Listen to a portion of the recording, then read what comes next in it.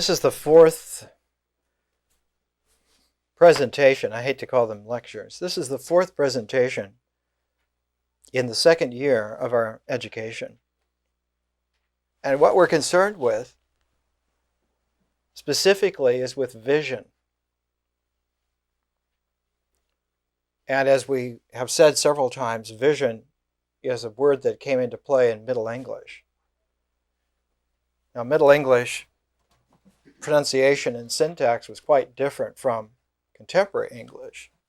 Middle English was influenced heavily by French and German. And so, for instance, if you hear Chaucer read out loud, it's very strange because the words are pronounced in a totally different way, many of them. And the syntax is quite different. It's like a Southern California Valley person trying to understand someone from England. There are no characteristic pauses and interjections, and you lose track of what's being said. So language has this peculiar quality, and vision as a term came into use at that time. Part of the reason that it came into use is that the traditional term, which was magic, what this concerns itself with traditionally was called magic. And magic was forbidden by the church. Not so much forbidden by the church, to be more exact. They said, we have the magic, and anyone else who has it that didn't conform with us is obviously pagan and due for, removal, or whatever term they used in those days. So magic went out of fashion. Now, in the 12th century, a term for what we're dealing with came into play and operated from the 12th century to the 14th century. Before vision and after magic, there was a hiatus for about 200 years. And the term used for what we're dealing with was called mystical. Mystical. Our modern term for what we're dealing with is consciousness. So it's like the same road that has run for thousands of years, but it changes its name at certain junctures. And it was magic up until about 400s AD, 300s, late 300s, early 400s. And then nobody talked about it at all for a long time. And then when they began to talk about it again, they began to talk about it in terms of magic. And the English term magic comes eventually from a root in ancient Iran, in Persia. And the root term was magi. Magi. Now, magi is okay because always in the standard Christmas story, the three magi are always recognized. And so magi was okay. And it's translated usually as kings. But a magi was somebody who was wise in the ways of transformation. Wise in the way in which the seeming quality of things changes and there's something else. And that this was not immediately apparent in nature and not immediately apparent in man, but that if you looked at nature long enough, in enough variations, if you looked at man long enough in enough variations, you would notice definitely that there are transformations. Now, in nature, the transformations take place at certain nodes in the electromagnetic spectrum. And there are sub-cycles that happen, for instance, in terms of color or in terms of temperature. but generally the nodes are in the electromagnetic spectrum. In human life, those nodes are in terms of blocks of life. A baby, a child, an adolescent, a young adult, mature person, a middle-aged person, old age,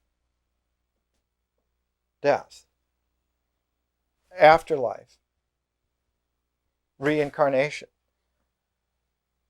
One could go on, and you can see that there are many transformations that happen. All of these transformations, whether it's in a life or it's in nature, are all related together. It's like the same road, but having different names. And so it takes a quality of long-term attentiveness or an in-depth consideration to be able to see that all these transformations, all these different phases or stages, are twists in the same ribbon. And we know today, for instance, that the way in which life forms occur are all cued by the twists in DNA, all carried by the twists in messenger RNA, and that the old ideal that somehow a helical form is the true structure of how reality occurs for us, for life, in nature. But that from the outside, looking upon the occurrences, we cannot look ordinarily long enough to see that helical quality to it. All we see are a glint here, a glint there, another glint, another glint. And the most that attention can deliver in a natural observation is to note that these glints somehow occur in a cycle of stages. And because of the quality of measurable expecting and the projection of form, the perception was always that it was a staged hierarchy. All of this has to do with vision. All of this has to do with consciousness.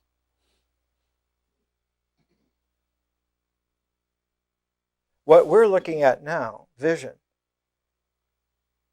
is one of the twists in the helical cycle of the development of ourselves that has no glint. It's a part of the twist where the backside that has no reflective surface is facing us, and so nothing shows, even though it's there.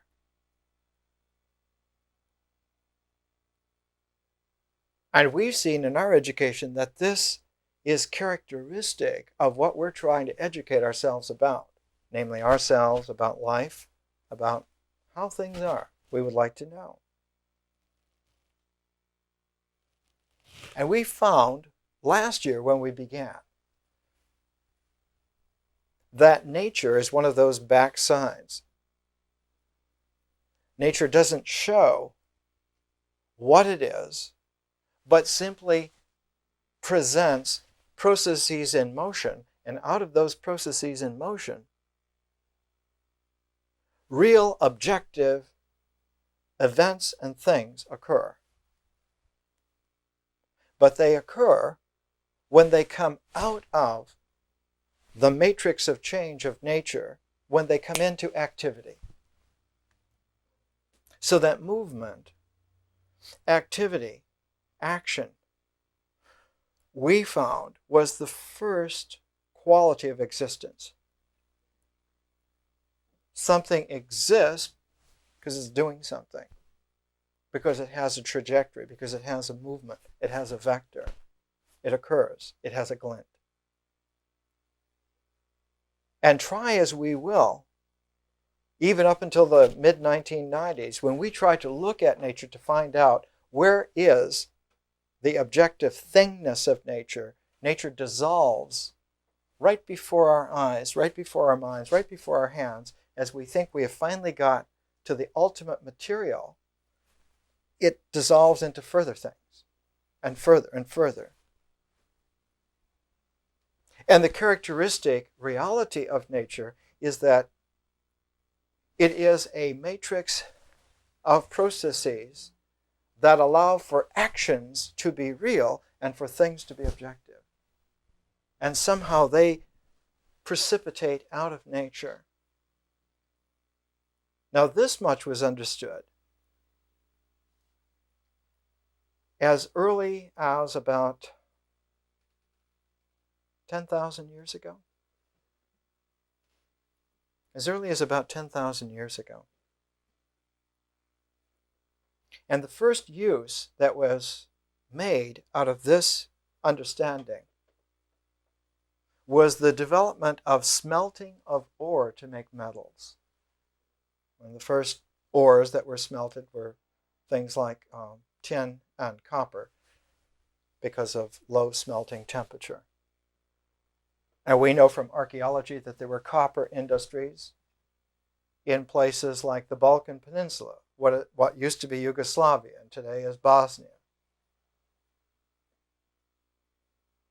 That in those valleys there were smelting centers as early as 7000 BC.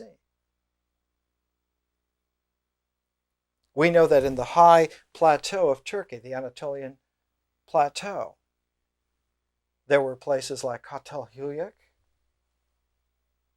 where 7000 BC, there are already villages that had grown to the size of small cities, what today would be a mere housing development.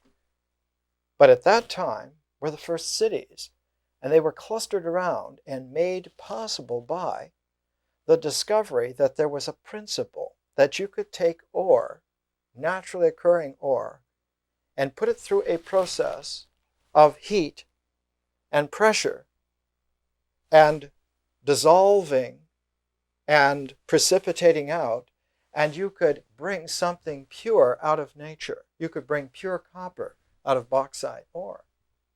This is a very great discovery. It meant that nature was pliable and responsive to human beings. But that in order for this process to work, we had to use our hands and coordinate what we could do with our hands, with our eyes, and with our mind. And once we got our mind and our eye and our hand in alignment, we could take this quality of linear applicability, and we could see that we could not only bring copper out of bauxite ore, but we could apply that principle also to food. That the wild wheatgrass that grew, especially at that time in the slopes of the mountains in between Iran and Iraq, of the river valley of the Jordan around Jericho, about the same time, about 10,000 years ago, the same principle was applied, that if you coordinate the mind, the eye, and the hand, and you bring that to bear upon wild wheat grasses, you can, by working with them, bring out a new kind of grain that never occurred in nature before. It's called, colloquially, bread wheat. And where wild wheat has at the most about 8 little tiny kernels on the top of the stalk, at the very most, bread wheat had something like 64. But because it was brought out of nature by man's action, its reality was that man had to always involve himself Otherwise, bread wheat does not propagate itself. It's not that it's infertile, but that all the energy, all the material of the wheat has gone into the kernels. And none of the energy, none of the material has gone into the little husks that were wings that used to let the wind carry the kernels and reseed. So wild wheatgrass reseeds itself, but bread wheat is so heavy because all the stuff, all the life energy has gone into the kernels, it just falls straight down. And it doesn't propagate itself. So man has to, by his hand, sow the seeds. And so these metaphors of sowing the grain, smelting the ore, those are the origins of what thousands of years later became the basis of what originally was called magic. Later was called mysticism or mysticality. Later was called vision. Today is called consciousness. Because just as ore can be smelted to metal, and just as wild wheat can be selected to bread wheat, men and women learn that if they work on themselves with this kind of coordination, they can bring out of themselves a quality of person that was not there in nature. A conscious person.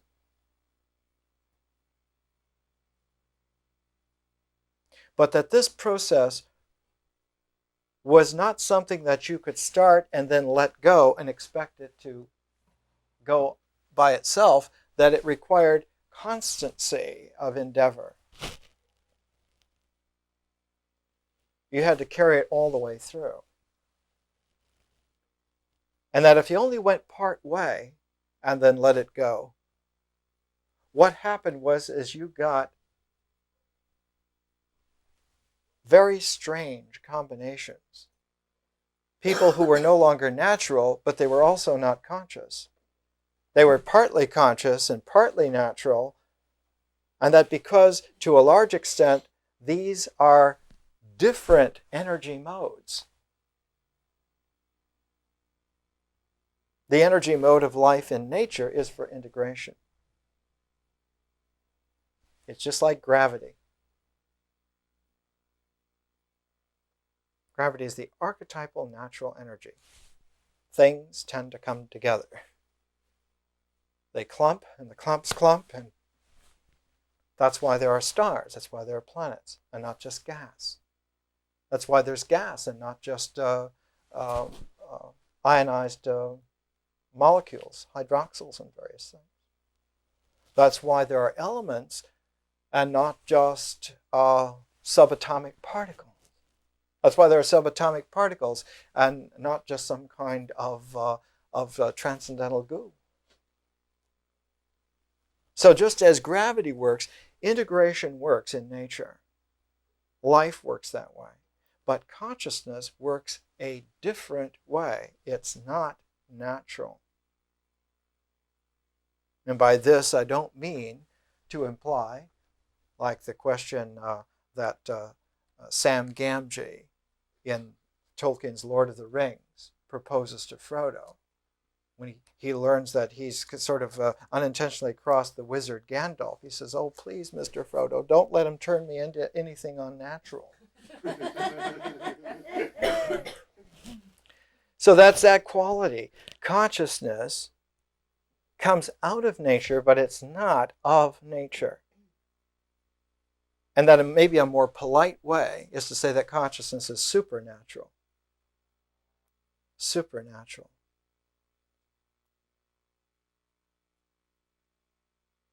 Now the modern argumentative polemic personality will hitch on to supernatural and say, well, maybe it's supranatural.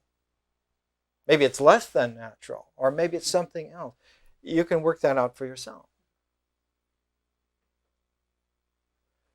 The quality that consciousness has is that instead of dealing with integration, consciousness deals with differentiation.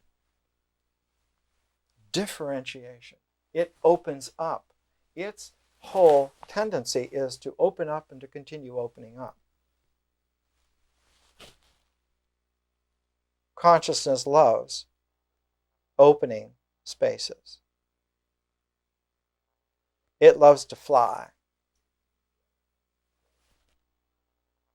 So that supernatural heroes usually can fly.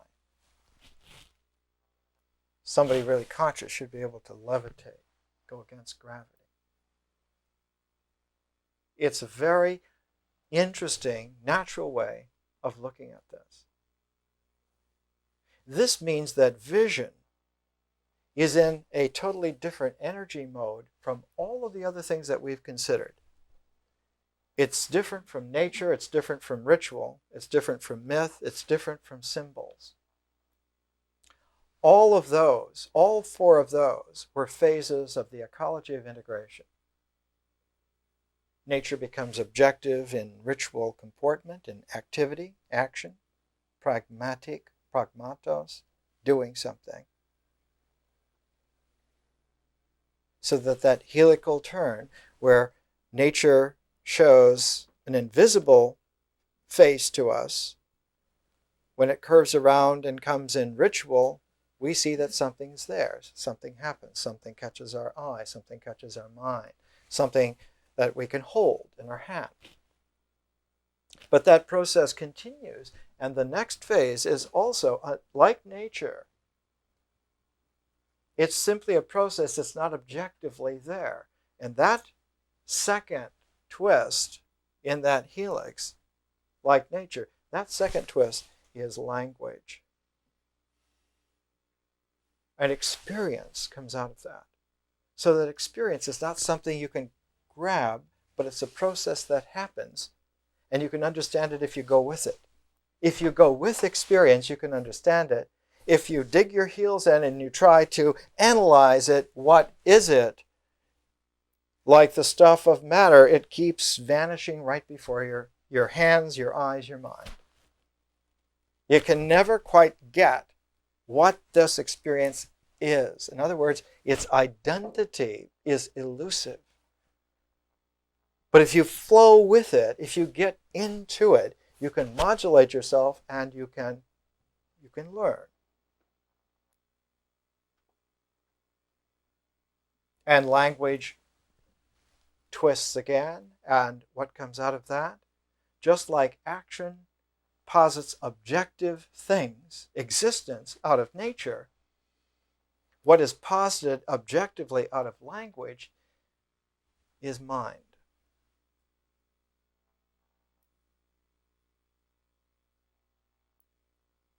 Now, in a very real way, the body is the existential object and the brain is the symbolic object. They're both real, and they work together. They are distinct, they're not identical, but they work together, and we call that, the traditional way to talk about that is that they correspond. Brain and body correspond.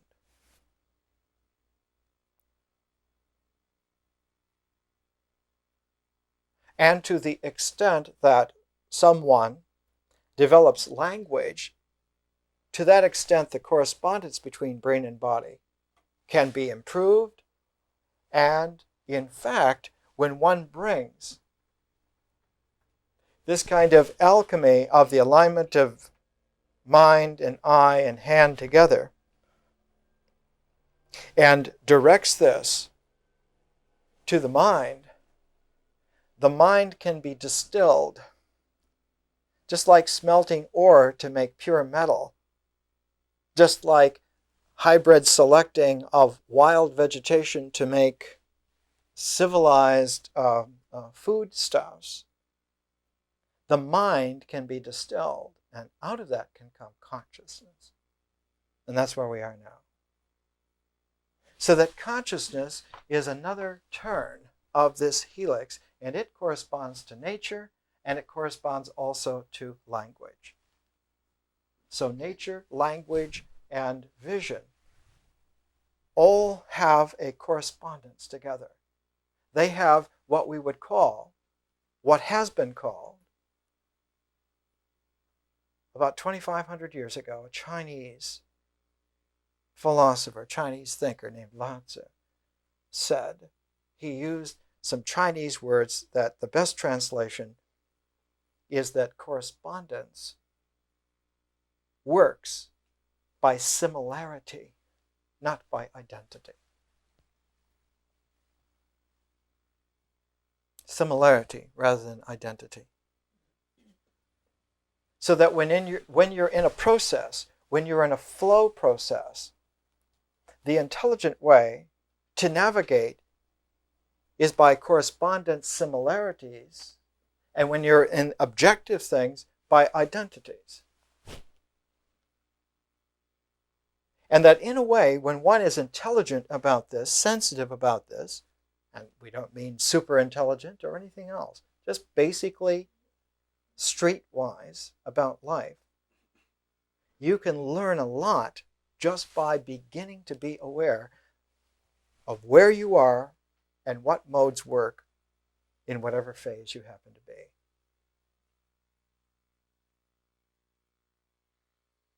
So vision, as we talked about last week, has a very interesting quality. Its thingness is not there. There's no objectivity to vision. There's no objectivity to consciousness. Magic had no objectivity. Mysticality has no objectivity. But nevertheless, that in no way means it isn't real. It simply indicates to us that it is a process and not an objective phase. So an intelligent question to ask is, if existence comes out of nature and really happens and is there objectively, and if mind comes out of language and is equally objective, equally real, what is it that comes out of vision that gains objective reality? And the answer to that is the person. The spiritual person is objectively real. A real objectivity. Not just a hope, not a guess, not some kind of far out intuition, but objectively real. So this quality is what our education is looking towards now. We're looking towards the ground, the foundation out of which the person, our person, we come. And we come out of this ground of process. Now, because this is the first distillation in the differential mode, all kinds of peculiar things happen.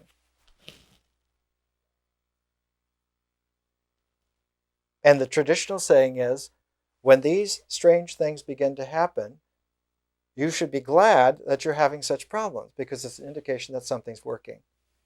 If nothing happened, it would be an indication that you were just fooling around. Fooling yourself or just playing. Not playing with a capital P, but fooling around with a small f, small a.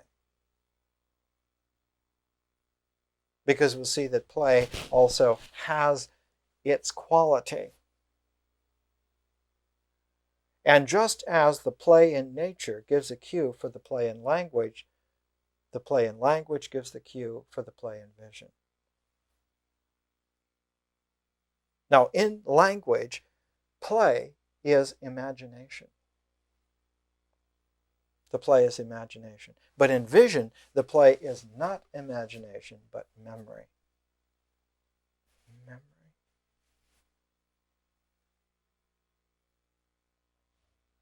And what is very difficult, extremely difficult, is that if we carry over uncritically, insensitively, the workings of one process to another, instead of getting the new process, we get a surrogate parallel to the old process. We get a fake process. When the actions of imagination, which are totally legitimate in language, we've seen that that's the mythic level.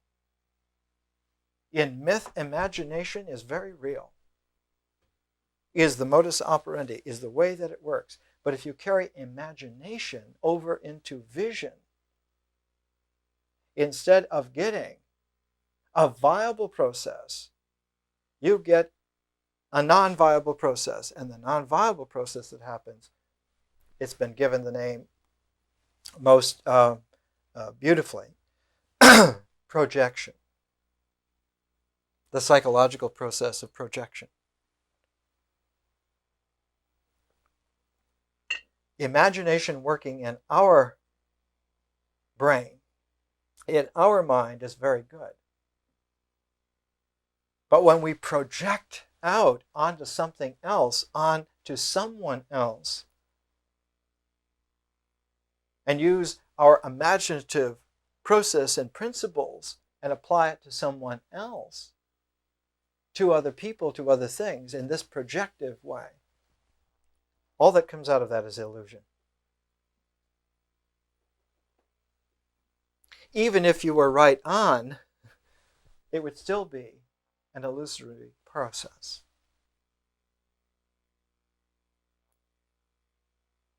So one needs to make an adjustment. And the adjustment is actually very radical. And so in tradition, in the traditional way of handling this particular phase,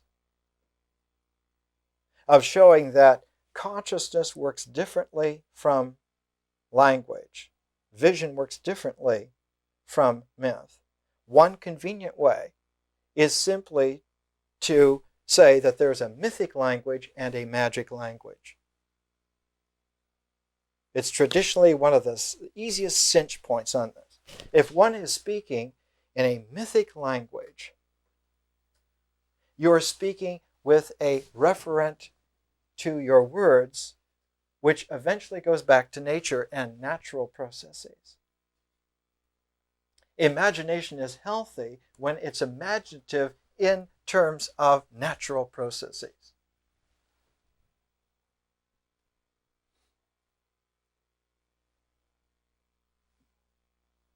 But the referent in a magic language can go the wrong way. A magic language's natural referent, its natural place to find the meaning of its words, to have the referential root of what it's talking about, is in symbols, in mind. So that when consciousness is linked with mind, it's very healthy. But its play is no longer imagination. Its play is mnemonic, it's memory.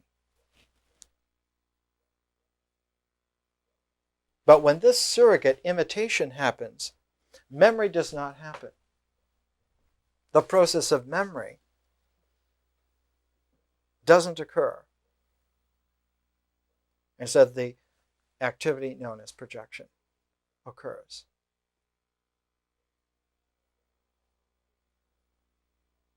And projection seeks to go back to nature, but can't,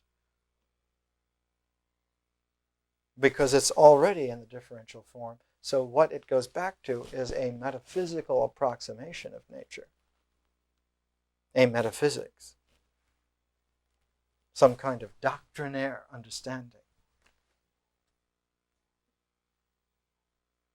Comes under the heading, well, you can tell how old I am.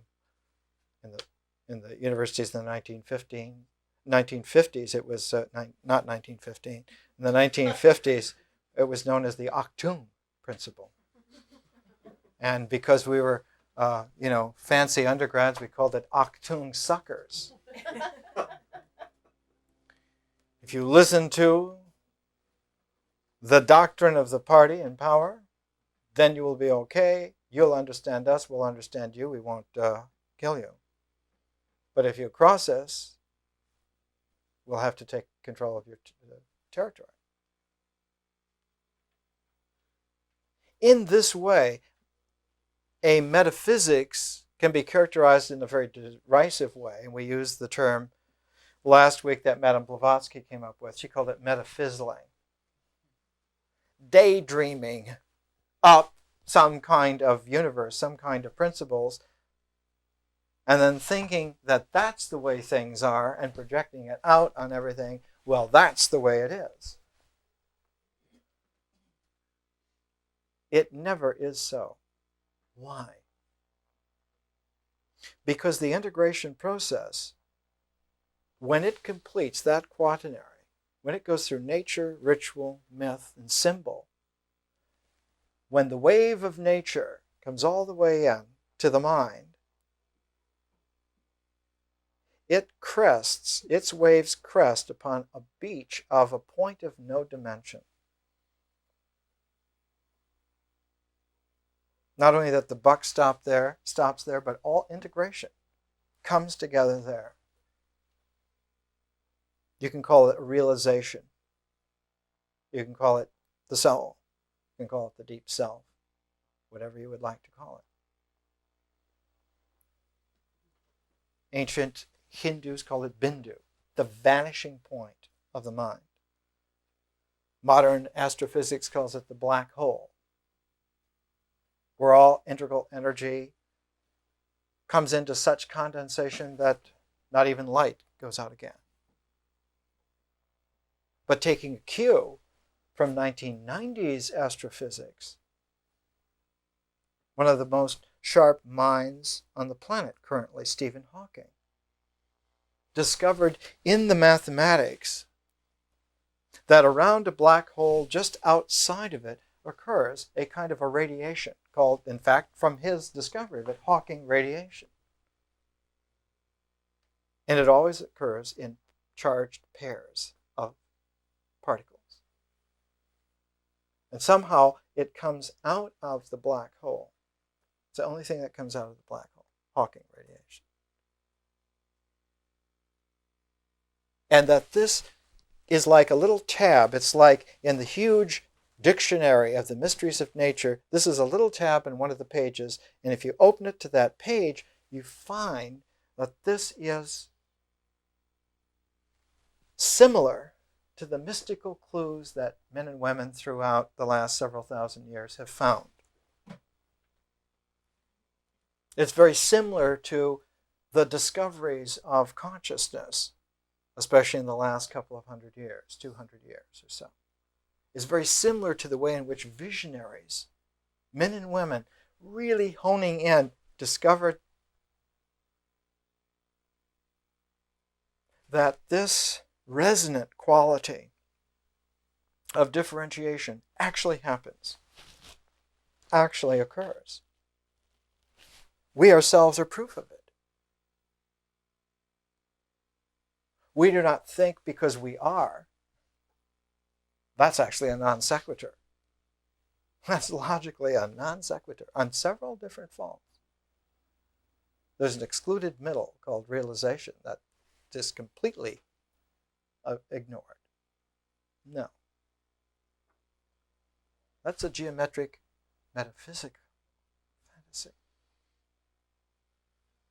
We think because of a resonance which occurs out of some realization which has occurred. And that resonance has a peculiar quality. It has exactly the contours of who we really are. Only when it first comes out, those resonant waves are turned away from us so that nothing objectively actual is there, but only the underside. The process. The process is there, but not the objective. And it takes a little while, it takes a little dedication, it takes a little distillation to let that process come back around so that it does become objective. And when it does, the object that comes into play, comes into view, into reality, is the human person. Actual someone. We really do happen. And we happen on that level in a correspondent similarity to objective reality on existence and objective reality in mind and objective reality in a differential energy. So that the person is actually very real. And because this process, this distillation is, let me use the word teased, is teased out by our endeavor, in a way, its further ongoing liveliness requires our continued participation. So once the person is objectively there, is not the period, the dead end at all, but is an invitation to follow this process further. And we'll see the second half of this year are two more phases. One of them a process and one of them another object, another objective process that really happened. And that fourth objective process, distillation, is the cosmos. The cosmos is very real. And cosmos and person are related, just like mind and existence are related. They correspond. They not only dance together, they sing together. Mind and existence, brain and body, can work together so beautifully. It's like my French is terrible, pas de deux in ballet. It's like that, a dance so beautiful that one is overcome by the fact that it's almost they move as one. And person and cosmos dance the same way. And when the person and the cosmos dance in that way, the differential energies of reality have reached a kind of a culmination only correspondent to that of realization.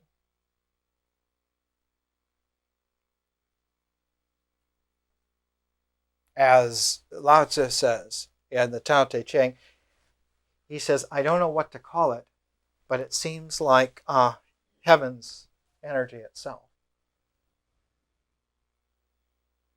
And the traditional way to talk about it is that the person is restored to heaven when the soul is restored to its body. And when all four of those are lined up together, it's like a clear view without any interruption whatsoever. Because all of the articulation are processes that love to stay out of the way, out of the objective way. They like to stay in processes.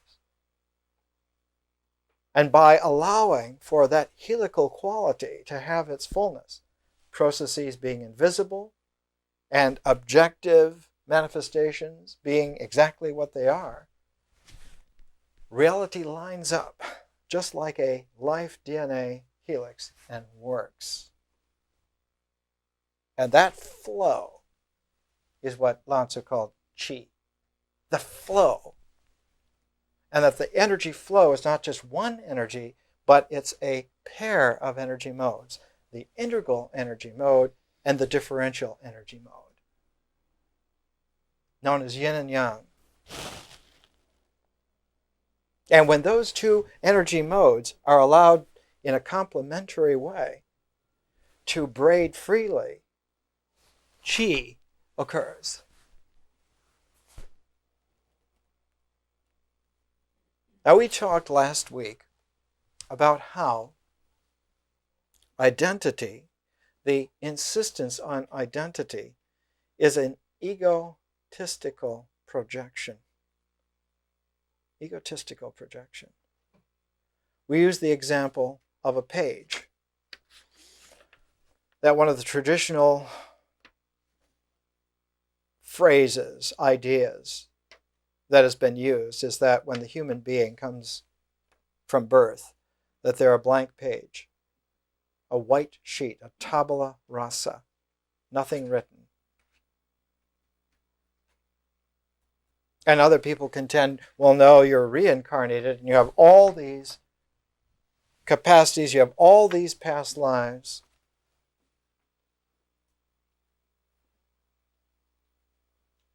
The truth is somewhere in between. What happens is that though the page has nothing written on it, it has definite folds in it. The page has an invisible structure so that when the writing is put on it, the structure distributes the writing according to a foldment, a pattern that's already there. Now, in a way, the folded page is what the archetype is. But one doesn't even know that the archetype is there in terms of the body until much later in retrospect, and then you can see that the body already had the folded pattern of what the truth of that person was going to be. The body is extraordinarily truthful. One might almost say painstakingly accurate. Bodies are like super brilliant children of the highest ethical standards. They do not lie. They do not lie. The machines don't like this, and so they I used to say about 25 years ago that when we grow up and understand the machines, we'll unplug them. Let's take a break. Let's come back to a distinction.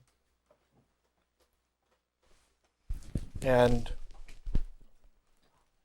the distinction that we should make. Are we not getting okay? Let's make a distinction now that the machines are working. Integrate their capacities into our attentiveness. The distinction is between similarity and identity. Identity is accurate when one is talking about an existential verification. Then you can talk about identity. But when you're talking about essence, you cannot talk about identity. Now, common sense, the popular mind, the schlock education leads you to expect that when you get to essentials, you're going to have the best identity, the closest, most accurate identification. And that simply is not true.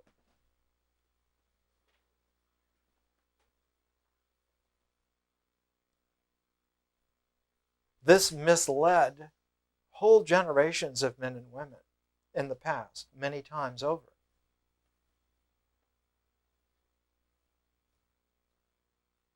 For instance, in the early 19th century, in the 1830s, one of the first real advances in technology, in applied science, came from Michael Faraday, who understood that there was an effect at distance because some kind of energy resonance was operating, and that electromagnetism was a field.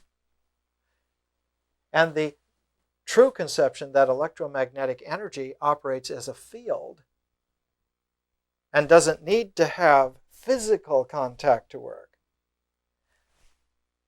pulls the plug on a whole realm of metaphysical illusion and sets in motion a kind of a practicality that in just a few generations led to James Clerk Maxwell's equations, bringing out the mathematics of the electromagnetic spectrum. And once you have Maxwell's equations with the mathematical language detailing exactly the integrals and differentials of the electromagnetic field, then you can have people like Einstein. Then you can have people like Niels Bohr. Then you can have the 20th century. The point is that when you deal with essence, you have to deal with similarity because there's a field involved. an energy field involved. And where we're concerned, it's a psychic energy field. And the overwhelming characteristic of that psychic energy field initially is to integrate.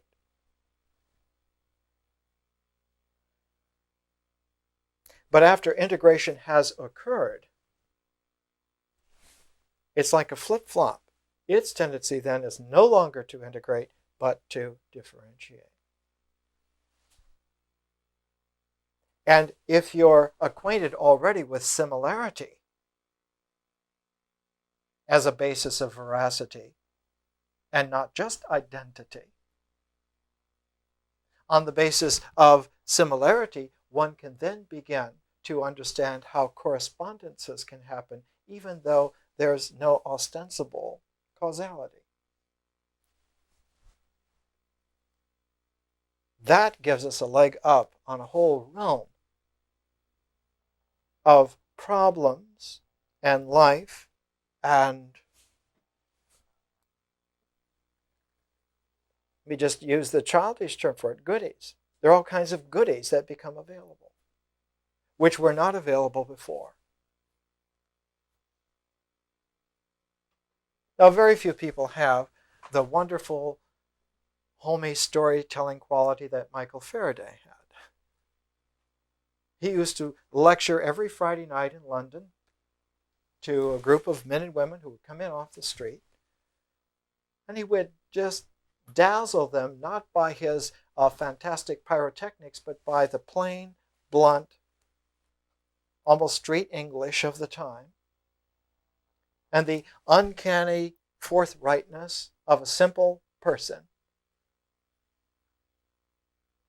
And part of his forthrightness is that he had Humphrey Davies looking over his shoulder. He was working for him, and Davies was a kind of a guy that you didn't fib around.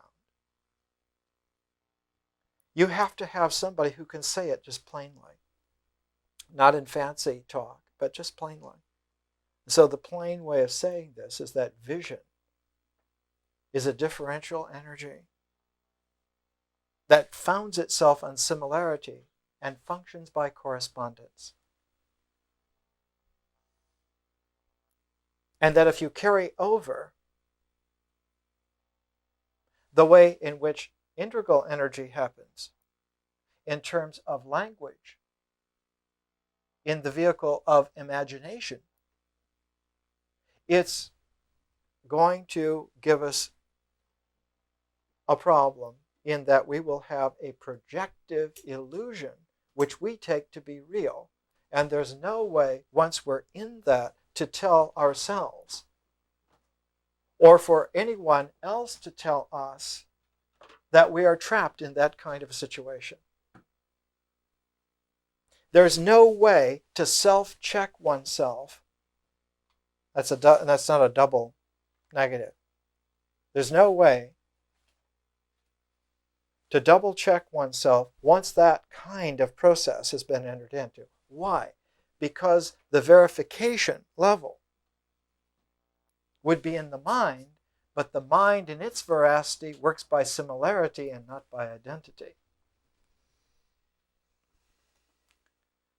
When the mind comes to realization, when a yogi through meditation comes to realization, when a mystic through contemplation comes to realization, who is it that they realize? They realize that all that was an illusion. That all that was a series of masks, and that these masks have no validity on this level of integration. They have a validity on the tribal dance floor. They have a validity in cultural processes. They have a sociological validity at that point, most assuredly, and they are necessary.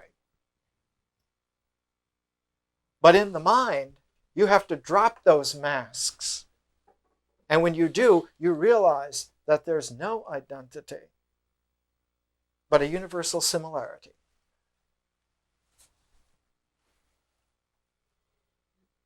What does the old say? God is a circle whose point is anywhere and whose circumference is everywhere. Easy way of saying it. So the check upon someone lost in projection is to be able to go back to their mind functioning in terms of similarity, not in terms of identity. But if it were functioning, let's use the forbidden word, in a healthy way, there wouldn't be any projection in the first place. So the verification of the mind is already not in play. So what has to happen? What does happen? The verification has to come from someplace. Otherwise, a projection can't even be sustained. In order to sustain a projection, you have to have some kind of a foundation upon which it can base itself.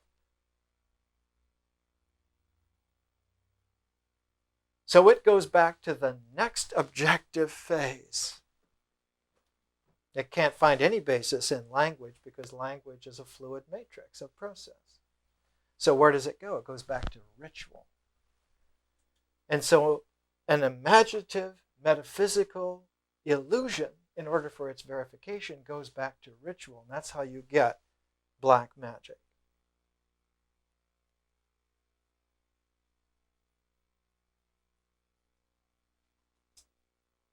That's how all these systems, doctrines, that's how all of that happens. It has to have some bones upon which to hang the flesh, and even an illusion has to have some bones. And that's where it goes. And what's operative in existence on the ritual level is identity. And of course,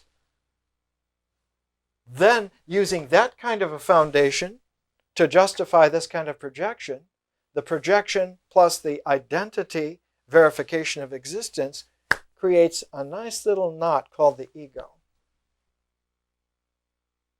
When it says, God damn it, I was right, and they were wrong.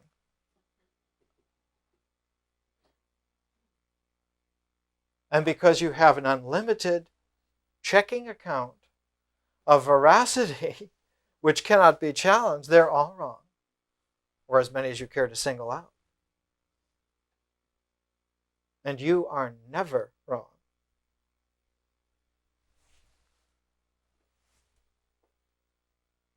Now, if you have a planet full of beings like this, you can imagine what is the resultant. The resultant is the world that we live in.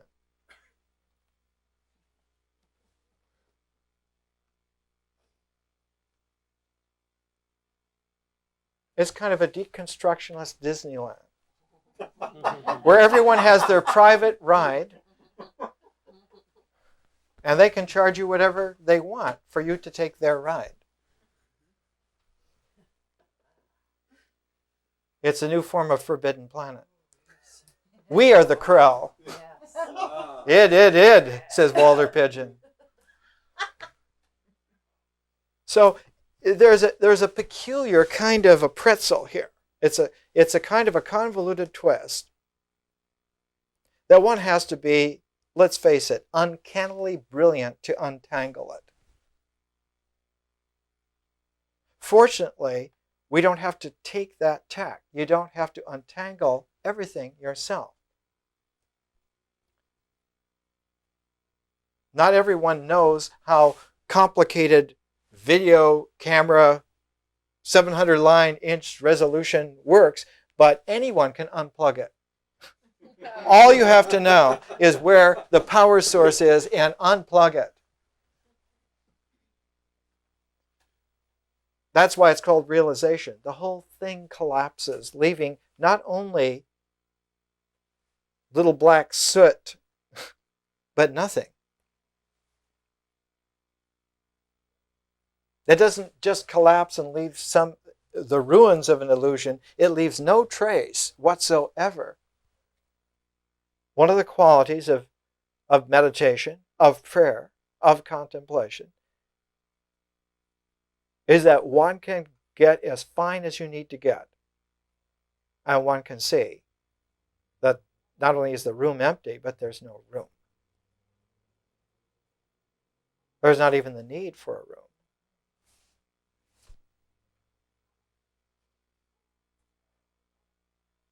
What does Christopher Lloyd say in Back to the Future? Where you're going to go, there, you don't need any roads.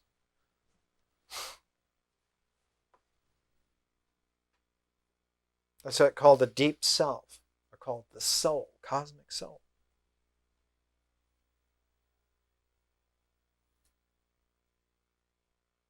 How do we unplug it? How do we unplug a projective illusion? As soon as the mind regains its facility to integrate by similarity, the whole projective apparatus no longer works. It's like that worked and forbid this other process to work, and when this other process works, this one is forbidden to work. They short each other out. And so a good education, a real education, an education that is nourishing for you, begins in nature and leads all the way up to a quality of realizing, not with a big R, just small r will do, but the ability to realize in terms of similarity. And from that then comes the faculty of differentiating, of analyzing in terms of correspondence. And once that's done, once that happens, then some headway can be made.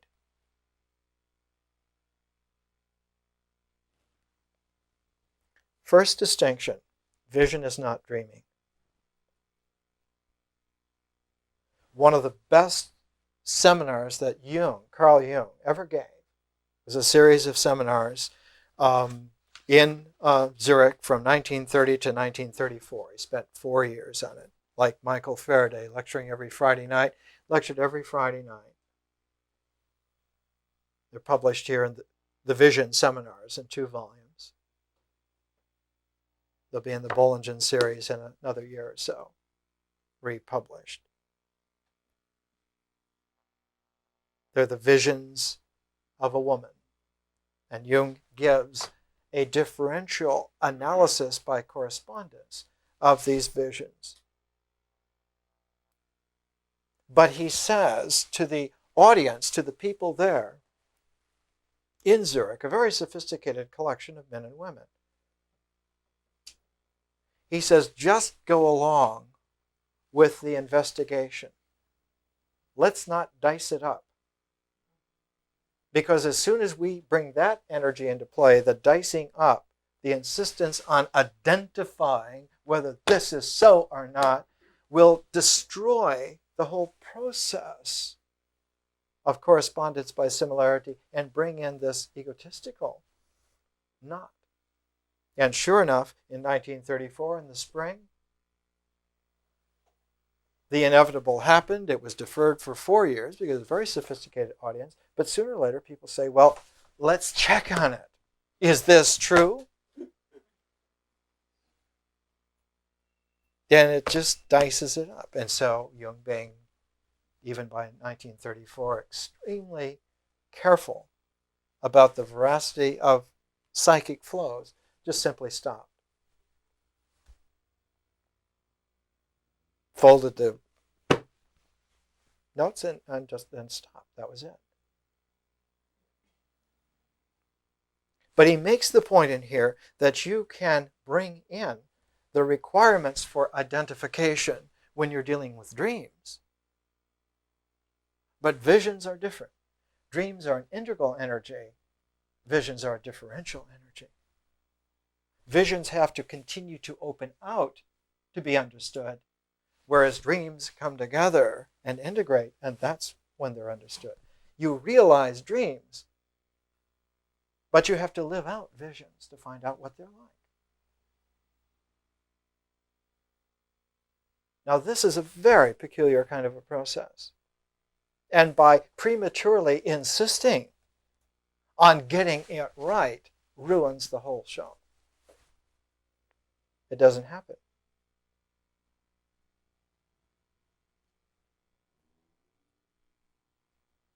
Now, one of the qualities of projection is that it can be withdrawn. You not only can pull the plug on the whole process, but projections can be withdrawn.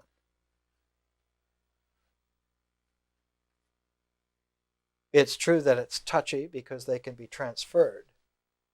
Instead of projection on this person, it can be transferred to that person. And if one is working with this kind of identifying, egotistical, existential-based checking, usually somebody in a place of authority is the first place that the blame, good and bad, goes. The transference happens to them.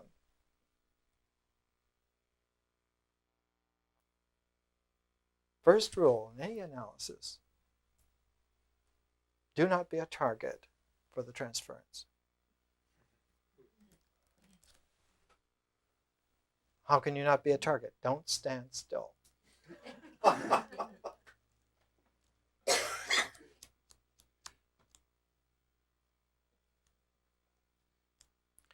Just to show you how ridiculous the mind is, sometimes the association that just came into my mind was from a Donald Duck comic book about 45 years ago. Donald Duck in the Wild West, and he's having a gunfight with Black Pete, and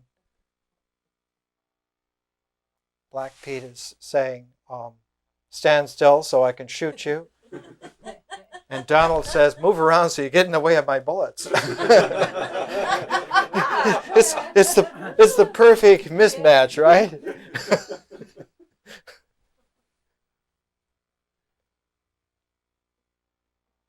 The differential process is, in natural terms, weird. It's very strange. It's paradoxical. It's unusual. So that when visionary consciousness first begins to work in its own way, the feeling tone that's there, is a sense of irony. Very first thing that you notice is ironical qualities beginning to creep in. Now, if you're not too used to this, it quickly gets shunted in an inept way into clumsy sarcasm and can be confused with cynicism. It's just hokey humor. But irony, when the sense of irony is deepened, it deepens into a sense of paradox. So irony deepens into paradox. As irony matures, paradox begins to occur. Things begin to occur to you that it's not just ironical. Look how this is working. Or look how this is not working. All the time it's like this. Deeper, one sees the paradoxicality of it. And that paradoxicality itself deepens. And we'll go into it later. So that the differential quality begins with a sense of irony and deepens into a sense of paradox. Now we're using two things to help us with this initial stage in the second year. We're using a traditional wisdom writing from about 90 AD from Alexandria. It's one of the very first of what have been called throughout the centuries the Hermetic treatises. And the very first of the Hermetic treatises is called The Mind Shepherd. And we're using that. And we're using a stylized presentation of The Mind Shepherd. Do we have a copy of that? There's a box that has some copies that, they're up here, $2 each. Hand me one. Yeah. The second thing that we're using from my translation of the Gathas of Zarathustra is 3 of the songs from Zarathustra that parallel the Hermetic writings. Now, Zarathustra occurs several thousand years before the Hermetic treatise, The Mind Shepherd. And the reason for using those two is that they're like parentheses. They sandwich in a whole period of about 2000 BC to, say, I used to call it 0 BC.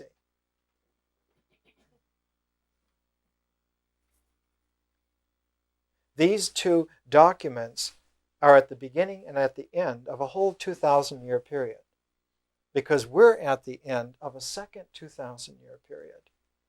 And the beginning parenthesis of our period is the last parenthesis, so that the Mind Shepherd document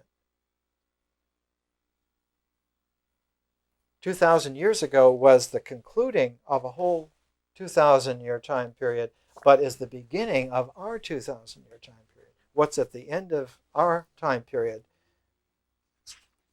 It's very hard to determine. Maybe something like the poetry of W.B. Yeats, The Second Coming. What rough beast slouches towards Bethlehem to be born? Something like that. At any rate, the Hermetic treatise, The Mind Shepherd, the Poimandres in Greek. The Poimandres has a quality, and when it begins in this kind of a way. It says, when I began to think about the things that are, my thoughts soared and my body slept. And in this thoughts soaring, body sleeping, that is, existence is placid and the mind is active, in this ratio, a vision occurs. Why is it not a dream? It's not a dream because dreams found themselves upon the body's existence, whereas visions found themselves on the mind's essence. Very distinctly different. Jung, in his vision seminar, says that after 10,000 patients of therapy, you get to know whether you're dealing with someone in terms of a dream or in terms of a vision. Visions are very rare. Nevertheless, they happen. Now, if you remember, in the first year, one of the things that we used was the book of Daniel.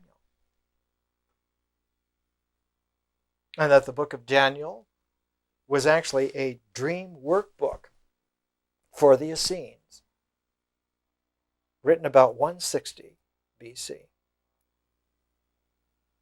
And as we read the book of Daniel, we're given 4 stages of development of the capacity to look at dreams. And Daniel, the greatest dream interpreter in ancient literature, the best person at interpreting dreams. And of course, the person who became the inheritor of that capacity of dream interpretation was Joseph, the father of Jesus. He was the great dream interpreter of his generation. He understood that because he was trained in it. And the book of Daniel shows us that as we deepen our dream interpretive capacities, we go deeper and deeper into interiorizing meaning so that the meaning becomes more and more symbolic. When you first start dream analysis, analyzing dreams, you have to start in terms of the body, because that's where the veracity is. That's where the identification is. That's where the existence is. And any dream analysis that doesn't begin with the body is just fooling around. But it deepens, like the sense of irony deepens. And as dream interpretation deepens, it goes deeper and deeper into symbols, into symbolism. But there's a point at which the symbolism becomes so compact, so dense, so powerful, that it does a transformation. It does a flip-flop. And the symbols no longer operate with integral energy, but suddenly operate with differential energy. And instead of dealing with highly symbolic dreams, you're dealing with beginning visions. And the book of Daniel, in the last 3 chapters, deals with how to interpret those rare times, end of an age times, when some men and women have world-class visions of things to come. And those are completely different from dreams. They're differential cosmic visions rather than individual, integral dreams. And so the book of Daniel takes one from a neophyte beginning all the way through to this ability to be able to recognize when a world vision comes. Why were the Essenes wanting to know about dream interpretation up to the place of vision? Because they were expecting the Messiah. And you can't see the Messiah in dreams at all, but only in a vision. Only in a great, grand, initial vision. That's why they were interested. And they spent 200 years refining themselves, generation after generation, to be able to do this. That's what they were after. Let's live this so intensely, so purely, that even though we may not do it, our descendants somewhere along the line will be refined enough that they will be able to see it when it happens.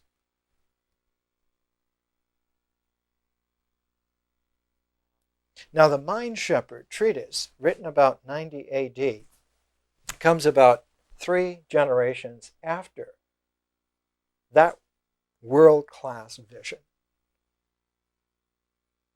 Not a vision of an end of time, but a vision of a beginning of a whole new thing. So that the Poimandres is an initiating differential vision of a whole world view. And it occurs at the beginning of a 2,000-year period in which we find ourselves at the tail end. Now, the reason of using Zarathustra's Gathas as a parallel to this, paired with this, is that in its time, 4,000 years ago, Zarathustra's work was what the Hermetic treatises were. It was the initiating world-class cosmic vision of 4,000 years ago. And if we have 2 of those together, and we're concerned with our own time and our own selves at the beginning, it gives us some kind of an alignment. 2 examples before us, and then the practical example of what's happening with us. There's no document for us in our time, but there is ourselves alive, struggling. And if we can align our struggle with at least 2 points, we have some sense then of where it is that we're heading, some indication of what the correspondences might be, some feel for what the similarities might be. And we know that when the sense of irony begins to work and deepen into a sense of paradox in terms of this kind of direction and gestalt, then we're going somewhere. Where that is, no one knows. But that this is a legitimate way of orienting and exploring, that can be understood. And can be verified not by identification, but by correspondence, by similarity. Now, one of the principles of similarity is that all energy follows a waveform. All energy is in a waveform, like a sine wave. It has its peaks and it has its low points, zenith and nadir. And that one can get used to the periodicity of an energy frequency. We know from scientific technology now at the end of the 20th century that one can really understand energy frequency periodicity to any degree of accuracy that we need to. Whatever is true about the ultimate nature of the universe, we have been given that gift. we can get similarity and correspondence on energy frequencies down to whatever degree of accuracy we need. Atomic level, molecular level, hadron level, whatever it needs to be, we can do that. But the problem for us has been the past generation or two have been spinning their wheels. Not because they've been slack, absolutely not, but because that's the nature of a whole new vision. The wheels should be spinning because those wheels that were working in the past should not now work with some new kind of situation. That they're not working is a good sign. It's tough to take. It's like somebody said to Camus one time how terrible it was to have an absurd outlook on life. And he said, well, an absurd outlook is better than death. That's ironical.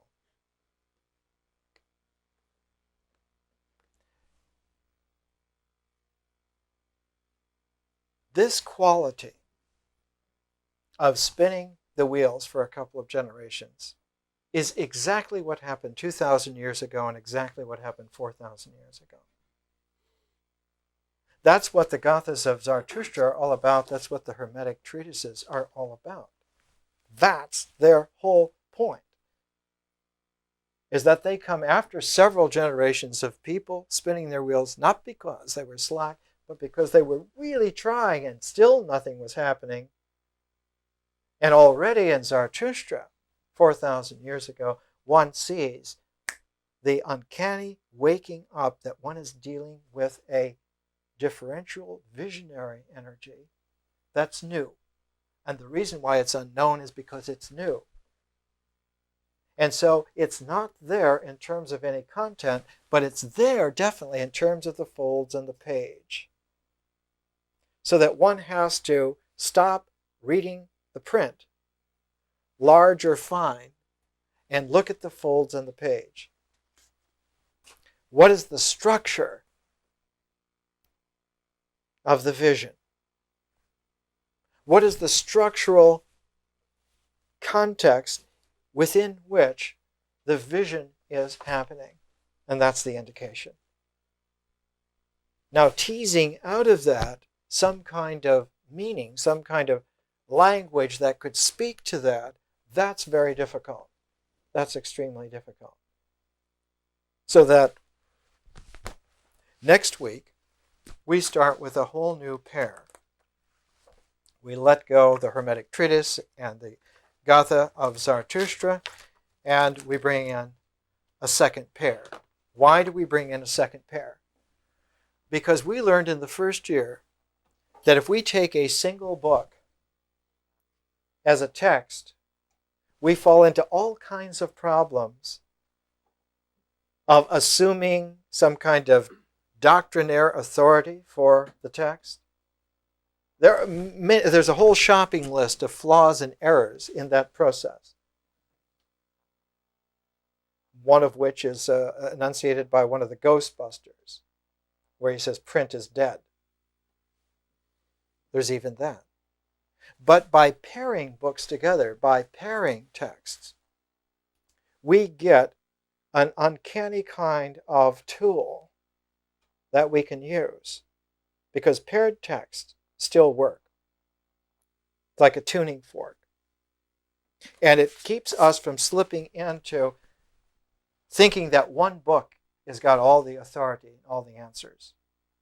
A lot of what stymies the mind in our time is the archetypal people of the book. There's nothing wrong with that. In its time, that was absolutely true, and still is true.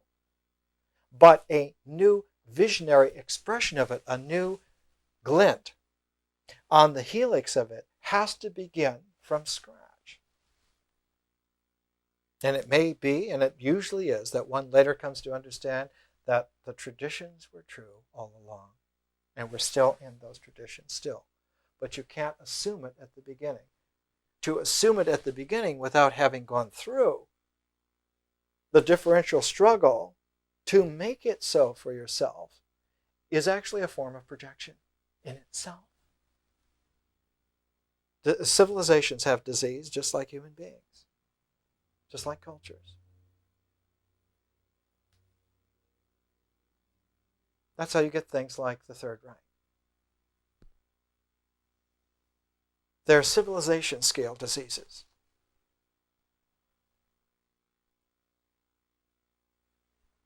The second pair of books that we're going to use, one of them is by Carl Jung. It's in the Collected Works, Volume 13, called Alchemical Studies. Alchemical Studies. The second book is by a woman, Frances Yates, called The Art of Memory. Now, Frances Yates and Carl Jung, I don't think ever met, although they probably knew of each other. Frances Yates was a woman, British woman, about 6 feet high. When I saw her, she had flaming blue-gray hair, and she had lived in the same house for over 50 years, and her favorite thing was the oak tree outside her bedroom window on the second floor. And it was like, for her, a talisman of the rootedness of her life.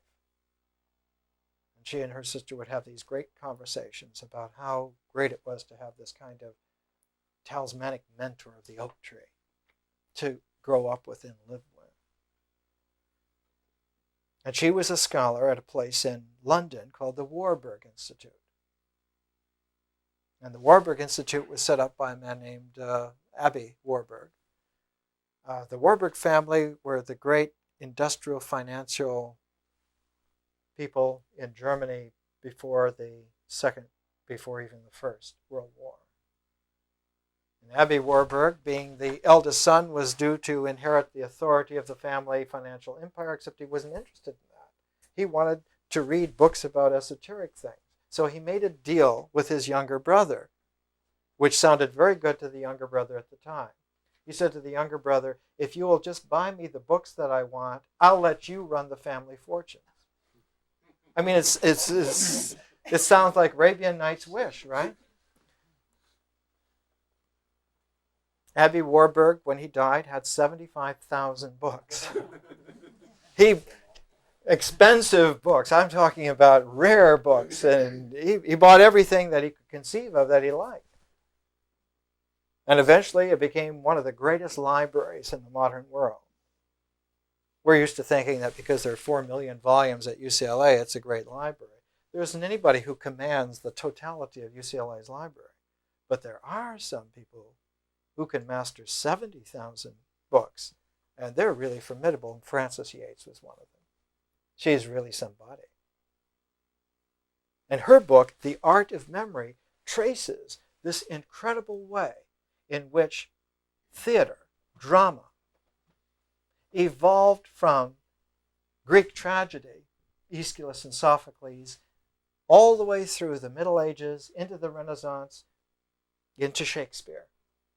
The way in which the mind of man, in its memory differential order, used correspondence and similarity in symbolic play to educate oneself into seeing deeper into the mysteries of the world. And so the Warburg Institute, at the now under the University of London, is just such a thing. And The Art of Memory is one of her great books.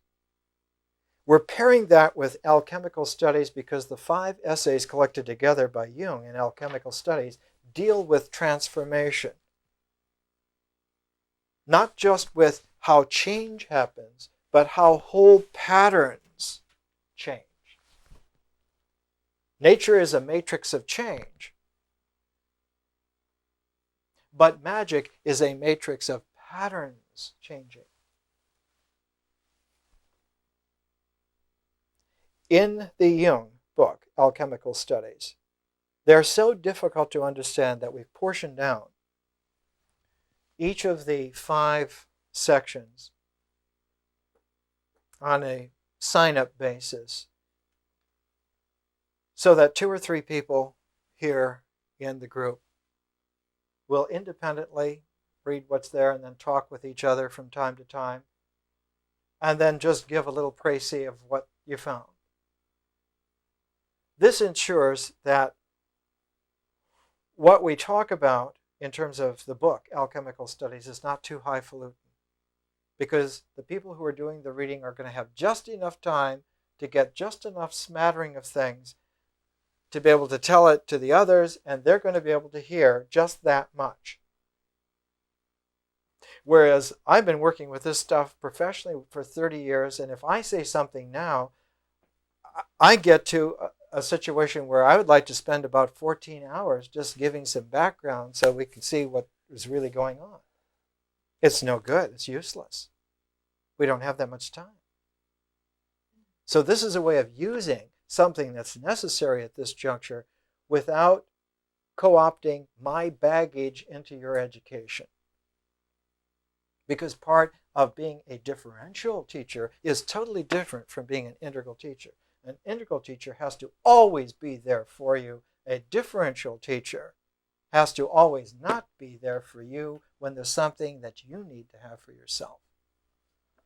A differential teacher knows when to step aside and let you be the focus, not them. Because differential consciousness is so instantaneous and so fleeting, it only happens one brief nanosecond. And if the teacher's there, if the guru's there, they get all those nanoseconds and you get nothing. You get the right to follow them and say, well, what did you get? What do you know? What do you realize? That doesn't do anybody any good. That in itself is an illusion, a metaphysical projection that spins its wheels and goes nowhere.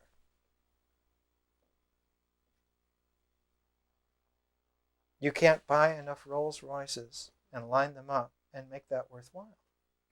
It's irrelevant. When we come back next week, I'd like to talk a little bit about the way in which similarity and correspondence happen, and move ahead just for a brief second and look at the way in which psychology and astrophysics dovetail together.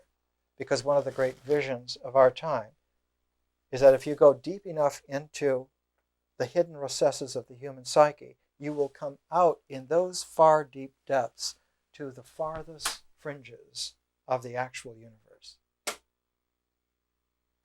That our minds form like a tunnel that goes deep enough into reality to come out on the other side into the physical limits of the universe.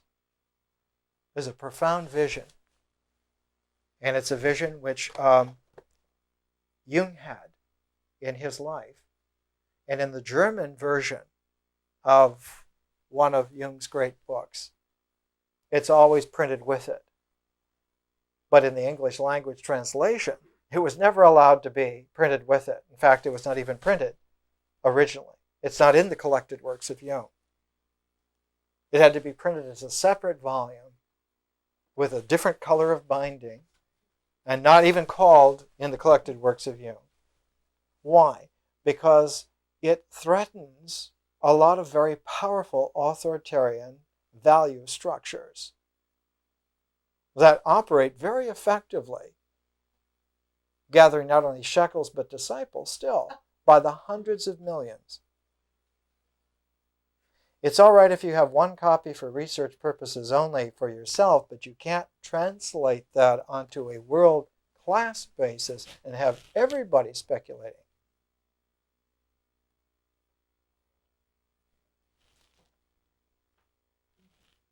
We'll talk about that next week. Thanks.